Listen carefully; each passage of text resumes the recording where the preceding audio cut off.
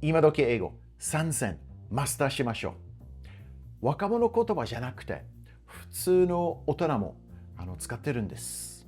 こんなおじさんでも使ってますからね。5、6年前はあんまり聞かなかったけど、今ではもうすっかり定着した言葉です。今回は woke、Karen、あとは flex を紹介します。ドラマや映画とか、あとは日常会話でよく耳にするようになりました。英語系 YouTuber がよく言う知らないと損ってやつ。でも今回は本当にそうかもしれません。Once you get used to these words, you're probably going to start noticing them all over the place. Let's get started with the first one. So the word woke has roots in black protest songs dating back to the early 20th century in the US. The word has changed in meaning over the years, but in the 1930s and onwards, it meant being politically conscious and aware in black communities. Basically, being informed, educated, and conscious of social injustice and racial inequality. So, looking at the word at a very basic level, it means to be awake, i.e., not to be asleep. So, how is it used these days? Woke can be used in two ways, depending on the person. And it's not used just by members of the black community. Anybody can use it. And they do. Point one, if a person is woke, then they are very open and aware of social issues. So this is not just for issues in the black community. This is to try to be more inclusive and to think about everyone. Two men want to have a baby? No problem. In this sense, if someone is woke, then they're usually knowledgeable and open-minded. Point two, it's also a negative buzzword for people who care too much. So it's used negatively to describe like ideas, viewpoints, and possibly policy changes that they believe would radically alter society, but not in a good way. It's often used as a put down. I can't call him sir, but he's a man. Everyone is so woke these days. I have to be careful with everything I say and think. It's exhausting. It's like the whole harassment movement that we've seen take over Japan in recent years. Woke is a great example of how English words can flip in meaning depending on political context. How do you say this in Japanese? Well, there appears to be no Japanese equivalent. Woke, 目覚めた、意識高い系。I don't think any of them are good translations, and it's sometimes just written as woke in the Japanese media, which nobody really understands, which makes it all the more important to understand it in English. After reading about systematic racism, she became more woke to the inequalities around her. So this example here is someone actually realizing, coming to terms with the inequalities. Before, they didn't really understand very deeply, but then they became woke and now they have a good understanding of society. I try to stay woke about environmental issues and social justice. So if you try to stay woke, it means you try to keep your brain updated with the most modern thinking and the most inclusive thinking to try and have basically a modern mindset about these kinds of issues. The company's woke marketing campaign felt performative rather than genuine. So a lot of companies do this. They try and get on the bandwagon if there's some kind of wokeness going around, like LGBT or some kind of racial thing or some kind of equality thing. They try to incorporate it into their advertising campaign, which can end up looking cheap and kind of nasty and insensitive in a way. A good example of this is with the Jaguar, or it used to maybe Jaga, the car company. They made a campaign maybe 3 or 4 months ago for their new car, and it was really kind of a woke advertising strategy. They didn't even show the car, I believe. They just showed lots of different types of people walking around talking about the message of what the Jaguar company is all about. So it kind of left a bad taste in the mouth of a lot of the traditionalists out there, especially Jaguar's target market is the kind of older generation or the richer generation who don't really have a traditionally woke mindset. So it just goes to show they're trying to go for a different target market for their new range of cars. But it came across as being kind of not genuine. Critics dismiss the new policy as another example of woke politics. Again, we can have woke politics. They're trying to use this trend in the culture of wokeness to get one step up the ladder in their political career. So sometimes it works, sometimes it backfires on them. It depends on the politician and depends on their supporters. The TV show was praised by some as woke storytelling and criticized by others as preachy. So if something is preachy, it's like you're forcing your opinions onto someone. Think of it like a religion, like they're trying to force you to think a certain way. But other people thought it was woke storytelling, like a very modern way to tell a story. For instance, like two men have a baby, because, that's the way society is these days. But other people don't like that kind of thing forced on them. So they kind of criticize those kinds of movies, TV shows, books, that kind of thing.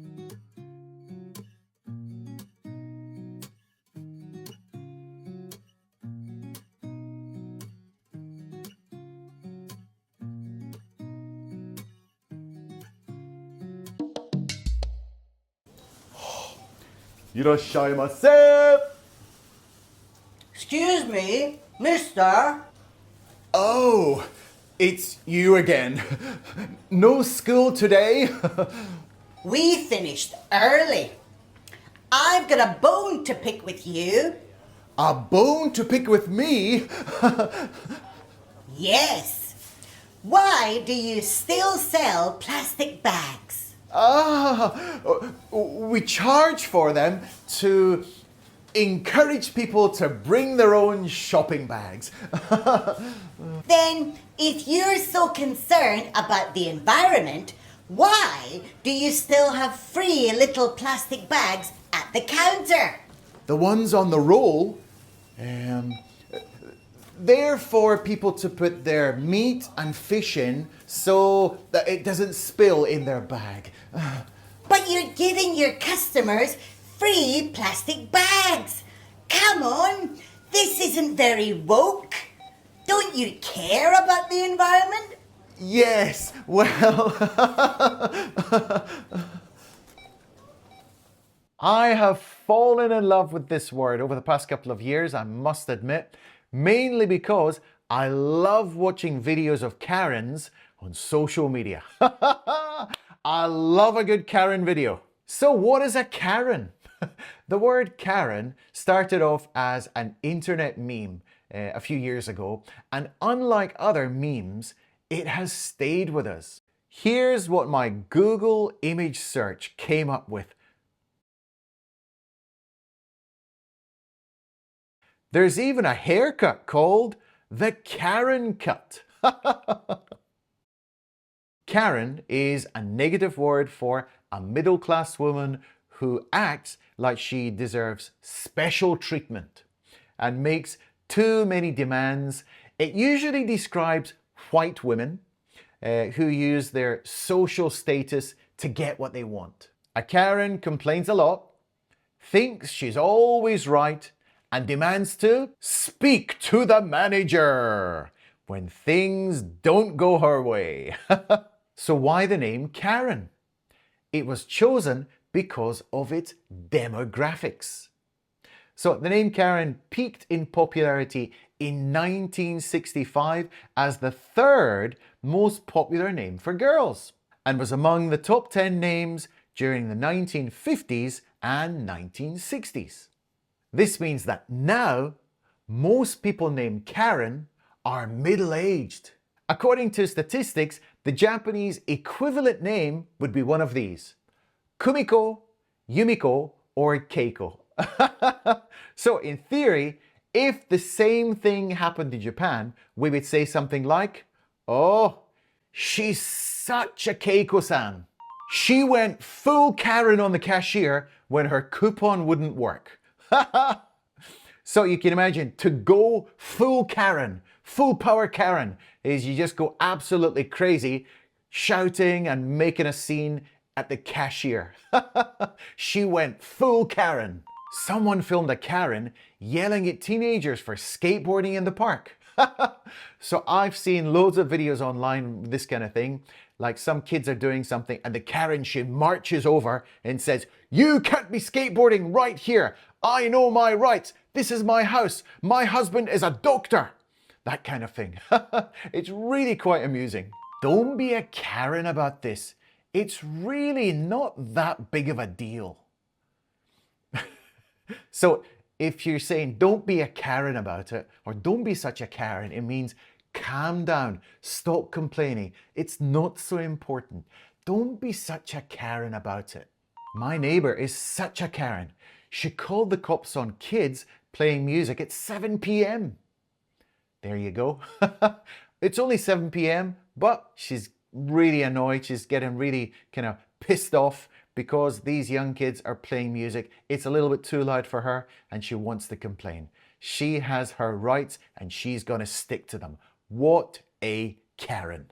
That was very Karen-like behavior when you complained about the free coffee. So the coffee's free, for goodness sake. You shouldn't complain about it. It's free. But you can see the situation. Imagine, do you know the shop Kaldi? If you go to there and they give you a free cup of coffee and you go into the shop, a Karen would say, "Oh, this coffee's too sweet. I want a different coffee. Give me another coffee. I want a Colombian blend, or I want a Brazilian blend." That is true Karen-like behavior.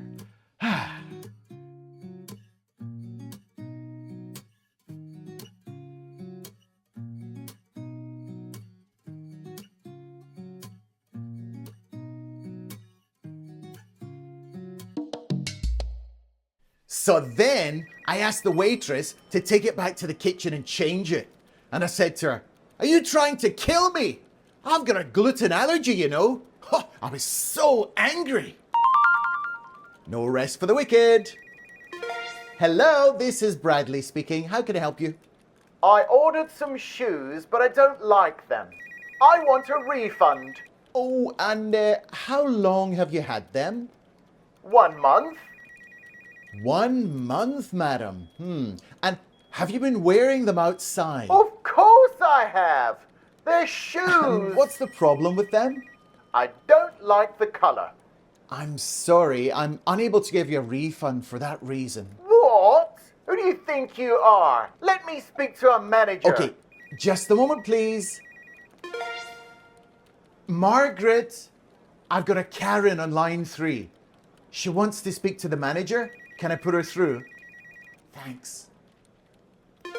Okay, madam, I'm just going to put you through to the manager. Hold the line.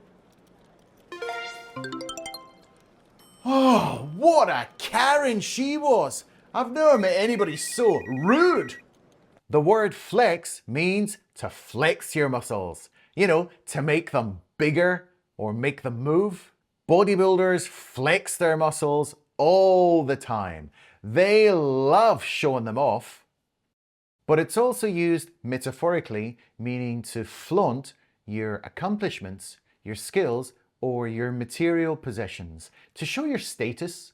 So it was first introduced to the mainstream by rapper Ice Cube in 1993. Hip-hop artists in the 1990s started using flex to mean showing off success, money, or skills.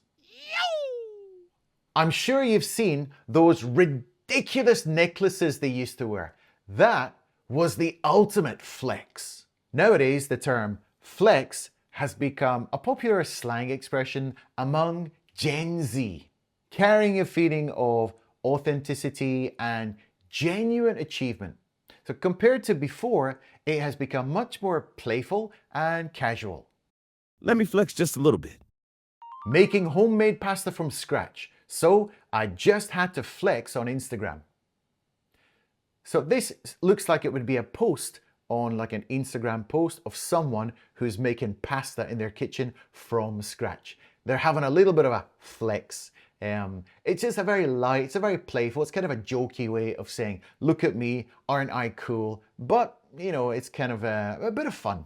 Can't help but flex my new gaming setup. Again, this sounds like it might be on some kind of post, like they put a photograph of their new gaming desk, their new gaming chair, maybe they got a new computer and they're showing the whole setup and they want to have a bit of a flex. Basically, they want to show everybody their new cool stuff. They're having a bit of a flex. Weird flex, but okay. So if you say something like that, it's a bit of a weird flex. It's like someone's really proud of something, but other people don't think it's anything to be proud of. It's a bit of a weird flex. So it's like, imagine your friend said, I have eaten sukiya for the past 2 months for breakfast, lunch, and dinner. It's nothing really to be proud of. It's a bit of a weird flex, but okay, each to their own. Dude, I just got promoted. Sorry, had to flex a little. So you want to tell your friend that you are doing really well in your job, you got a promotion, so have a little bit of a flex. Hey guys, look at me, I'm pretty cool, eh? Bit of a flex. Not gonna lie, I'm totally flexing this perfect parking job. So if you parked your car in like a really tight spot or like parallel parking or something, and you did it perfectly, well, you can say something like, I'm totally flexing this perfect parking job. I think I deserve a bit of praise.